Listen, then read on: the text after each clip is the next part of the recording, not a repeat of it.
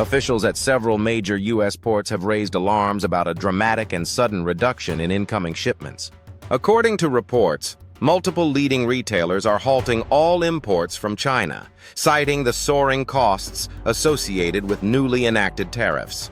The move has stirred fears of visible product scarcities across U.S. stores, evoking parallels to the early-stage disruptions witnessed during the onset of the COVID-19 pandemic. The stakes, political and economic fallout, looms.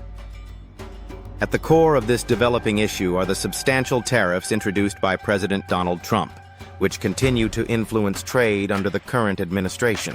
These tariffs, many of which impose steep levies on Chinese imports, have made it significantly more expensive to bring goods into the U.S. With a sharp drop in trans-Pacific shipping now expected, concerns are mounting that retailers may struggle to maintain adequate product availability, especially as summer approaches and consumer demand typically rises. A prolonged shortage could have political consequences as well. Voter dissatisfaction tied to economic hardship and visible store shortages could pose a threat to Republican messaging ahead of the 2026 midterm elections, potentially undermining support for the party if the issue is not addressed in time. A sharp decline in shipments. Port data reflects the downturn gene. Soroka, executive director of the Port of Los Angeles, delivered a stark forecast in an interview with CNBC. According to Soroka, port officials are expecting a week-over-week drop of more than 1/3 in cargo volumes compared to the same period in 2024. Our port optimizer system, which tracks export activity from Asia, indicates we'll see more than a 35% decrease in shipments next week relative to last year, Soroka explained. It's an extremely steep decline, and we're seeing a clear trend of major U.S. retailers completely suspending shipments from China due to the tariffs. Adding to the grim outlook, Soroka stated that roughly 25% of vessels that were scheduled to arrive in May have been canceled, a sign that the slowdown could be both significant and sustained. Further confirming this trend, maritime intelligence firm Sea Intelligence released data showing a massive increase in blank sailings, carrier cancellations of scheduled shipping routes. Between April 14th and May 11th, blank sailings surged from the equivalent of about 60,000 containers in late March to an astonishing 367,800 by mid-April. Inside the manufacturing sector, businesses struggle to cope. The U.S. manufacturing sector is already feeling the pressure. According to the latest Manufacturing Purchasing Managers Index, PMI, from the Institute for Supply Management, ISM, industry participants are increasingly concerned about how the trade measures are impacting their logistics and operational planning. One anonymous respondent to the ISM survey noted that the uncertainty created by the tariffs has brought their Chinese imports to a standstill. The business environment feels unstable. With tariffs in place, all shipments from China are now frozen. At these cost levels, it's impossible for us or our customers to sustain profit margins. Another supplier raised concerns about operational inefficiencies.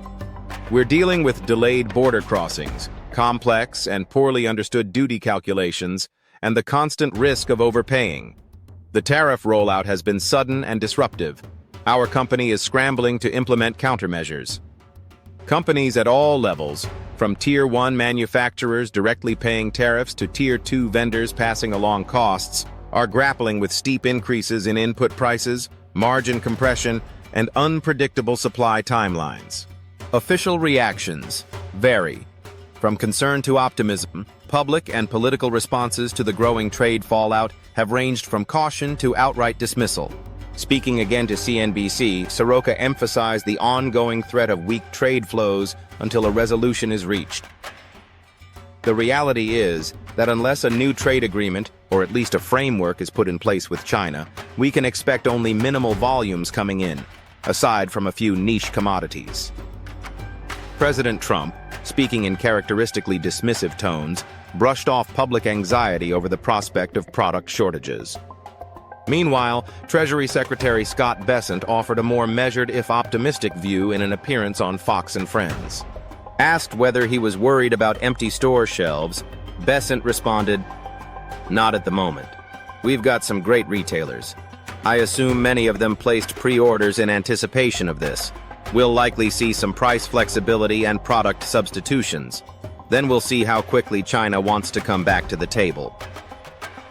Economists warn of widespread impact across ports. Experts outside the administration are far less sanguine. Ryan Young, senior economist at the Competitive Enterprise Institute, warned of a ripple effect spreading from the West Coast across the country. Shipping delays and cancellations triggered by these tariffs will create a rolling impact across U.S. logistics, Young explained in an interview with Newsweek. The slowdown will first become visible at West Coast ports like Los Angeles and Long Beach, which receive the fastest shipments from Asia. From there, the disruption will move eastward, hitting Gulf Coast hubs like Houston and eventually affecting East Coast ports from the Carolinas up to New England. According to Young, the cascading nature of the disruption could leave regional retailers scrambling for alternative suppliers, complicating stock replenishment efforts across broad sections of the country. Looking ahead, is a resolution in sight? Despite the deepening crisis, there is some hope that the administration may reach a new deal with Beijing in the near future, although Chinese officials have not formally committed to fresh trade talks. Treasury Secretary Bessent has characterized the current standoff as untenable from Beijing's perspective. "We don't think the Chinese economy can sustain this level of disruption indefinitely," Bessent said. "We remain hopeful that negotiations will resume soon and that tariff levels can be reduced significantly." In the meantime, however, U.S. consumers and businesses may be forced to contend with rising prices, thinning inventories, and extended wait times for critical goods, all against the backdrop of a volatile political landscape.